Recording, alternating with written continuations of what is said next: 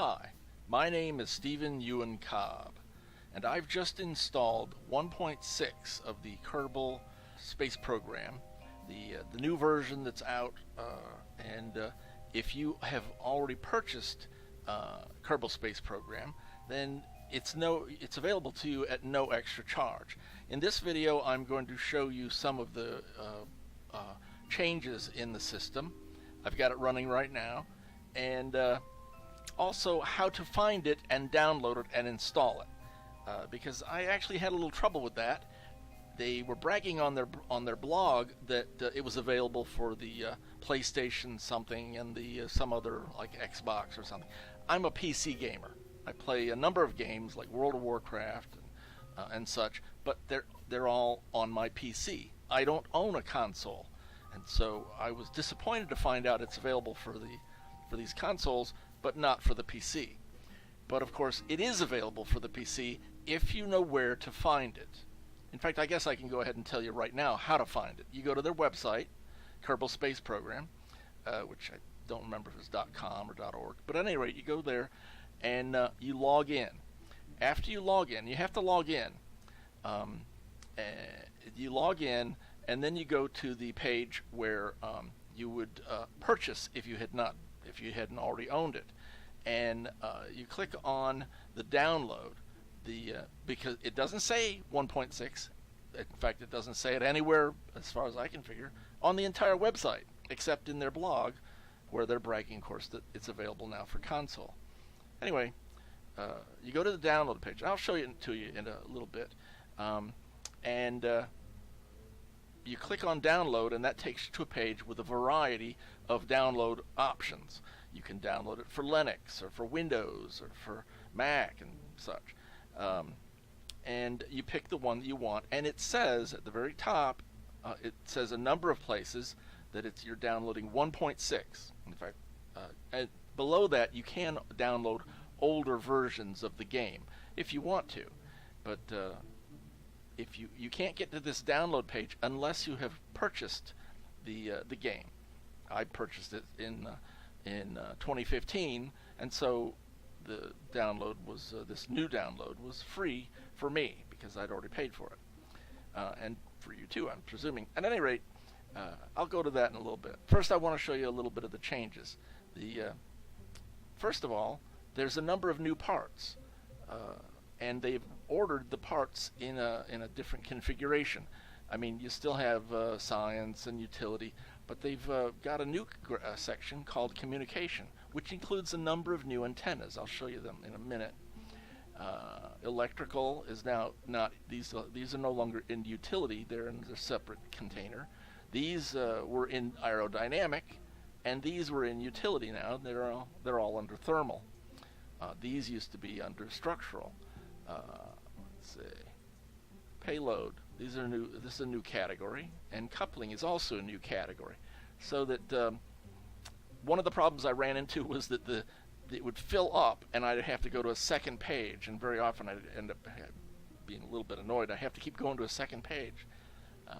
So this circumvents that problem. I don't know why you can't simply move this out one gap, or one, and make it 4 across. But that's a design decision I guess they made themselves. Another change is that the Poodle engine is now 2. Let's see if I can rotate it. No, wrong way. Nope, wrong way.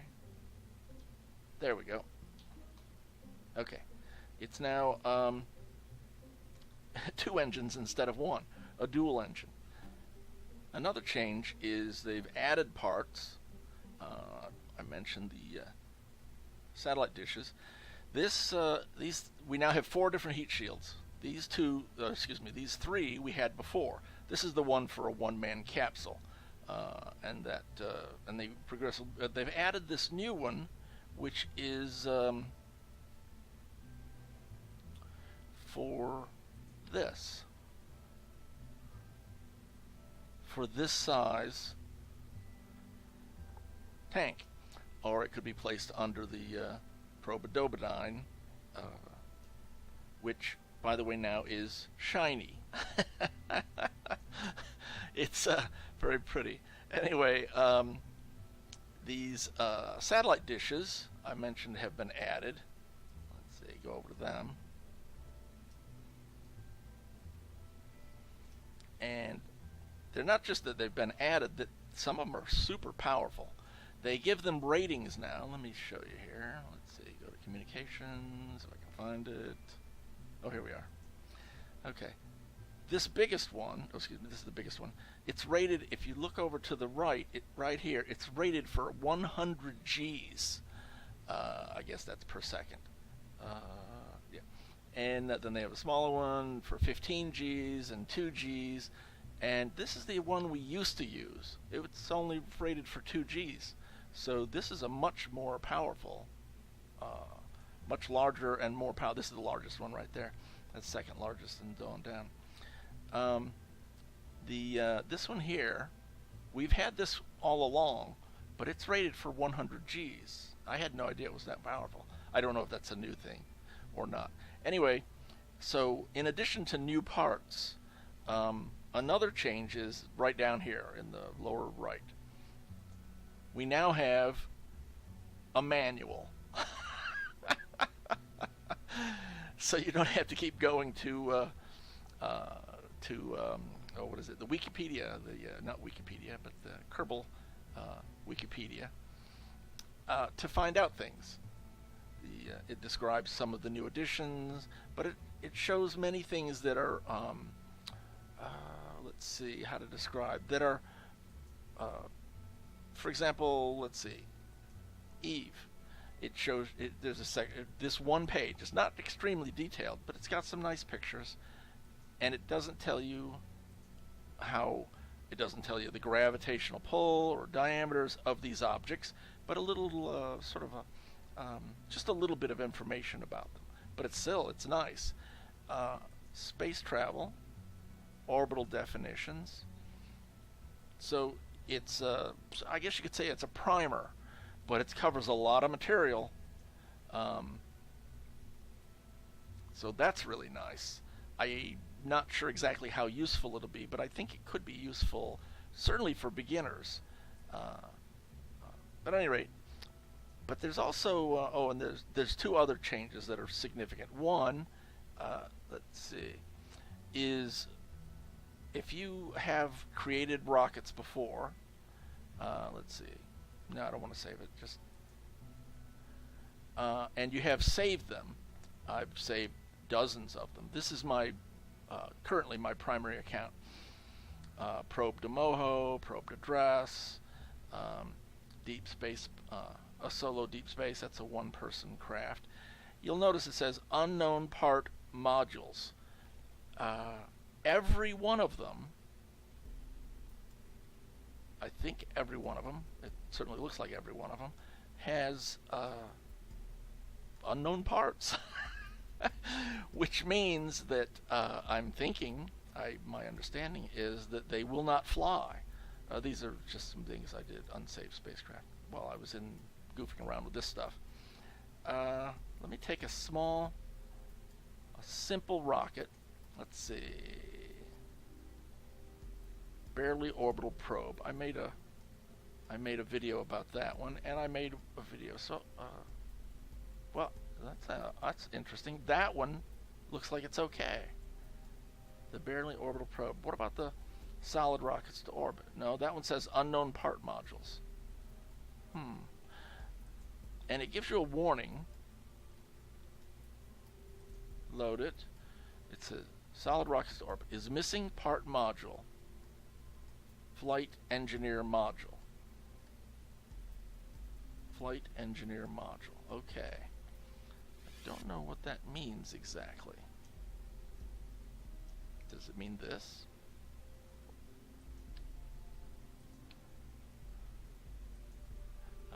It was located in science originally. There it is. It says Kerbal Engineering System, which is, of course, what I'm familiar with it being. But I don't understand what's different about it. Let's load. No, don't save. Let's load the one rocket that it said was okay. Apparently the only rocket I've made over the past, I don't know, 6 months or so. from this iteration. I keep referring to it as this iteration. I've played this, like I say, for about 3 years off and on, and the first time I played it, I created an account, player name Steven with a PH, which of course is my name, and then I filled that out and completed all the science and stuff, and kind of lost interest in it for a while, and then I started it up again with the player named Steve, just Steve with a V, and I played that for a time, and currently I'm playing under the name Anthony, and pretty much completed it again. Okay, I don't see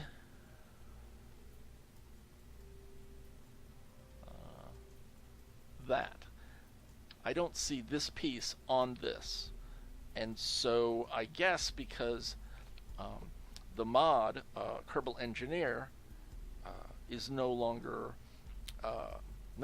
active on this new version of the game. I got a warning about that when I started it up. I'm guessing that because all of those other rockets contain this, that's the reason that it's giving a warning. And to verify that, let's find out. Let's say, we'll take the very first one. We'll load it.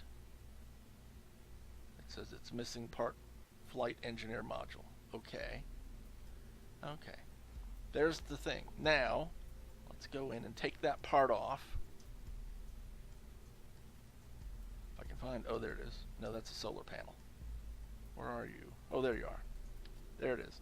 Okay, we'll take that part off and destroy it. And now we will save it.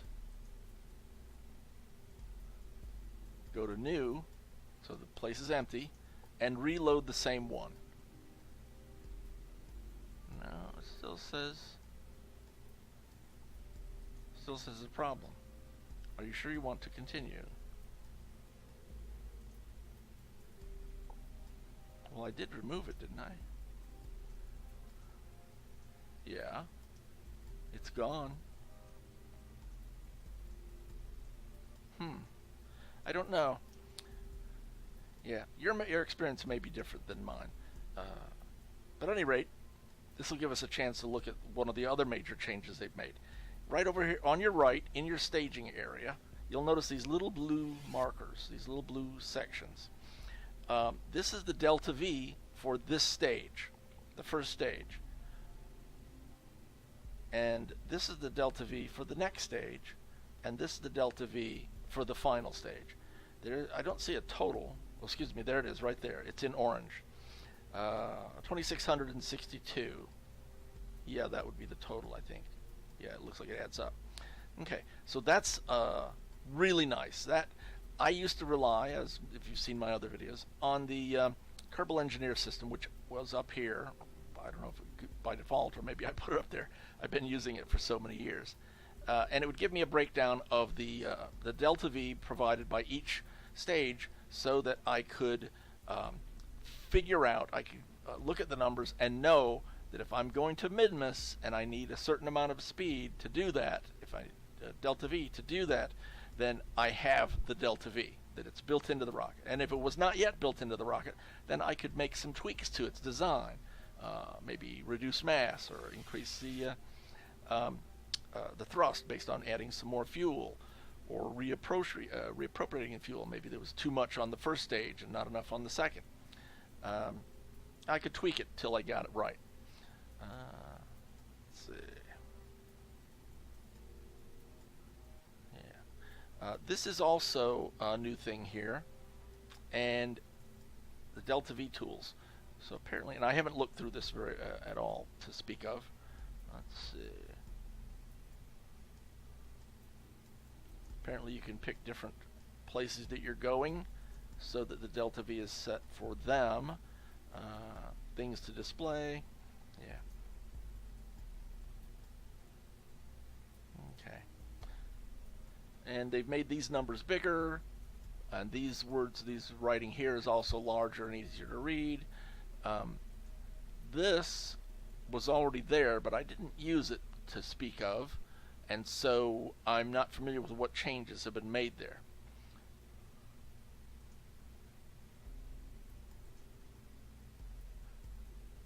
All our crew looks like about the same people. The group actions, I never use group actions, so I don't know if there's a... Oh, that's interesting. That we didn't used to be able to do that. You had to. We're now in the space plane hangar. Yeah, there's the runway out there. It's kind of a interesting new design. They've apparently upgraded it a bit. Looks larger, maybe too. I don't build very many space planes. At any rate, as I said, they made a number of changes, and I'm pretty impressed. I kind of like it.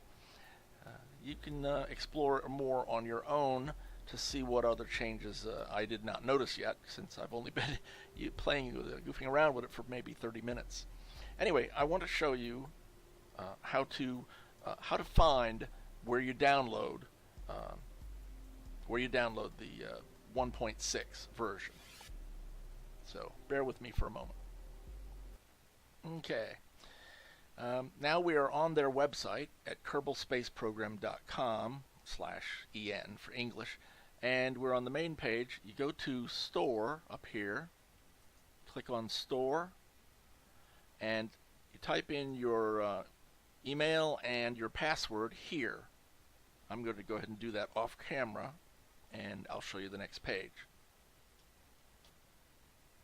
Okay. After entering your password, this is what you'll see.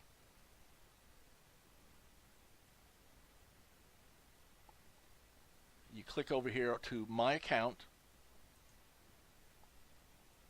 and on this page you'll see this download button. You'll notice it doesn't say anything about 1.6 anywhere on this page. But you click on this download button, and here's where you get to see 1.6, ready to download. Now, like I say, if you want to, you can also download earlier versions, 1.5, legacy version 1.45, and older. But of course, if you're looking to upgrade, you're looking for the 1.6 to V or not to V. I downloaded this one, the very top one, the Windows 64 version. Pretty much nobody uses Windows 32 anymore, even though the phrase does show up occasionally in Windows. Let's see. But you can also download it for the Mac or for Linux. Yeah. But if you have a Windows machine, you just hit that one or that one, but then you'll have to unzip it if you do the second one. And after the download is complete, then you click on the downloaded file, which is an exe file. It's executable. And it will ask you if you want to proceed and give this thing control over your machine. And if the answer is yes, well then, you proceed and you can go into the game and launch it after it's completed with the install. Anyway, that's how you find it, and that's how you get it, and that's a little bit of summary, a little bit of taste anyway, of some of the changes in it. So I'm going to go ahead and go back into it and experiment with doing a couple of launches and see how I like it. Anyway, you guys have a great time, and I will talk to you later. Bye for now.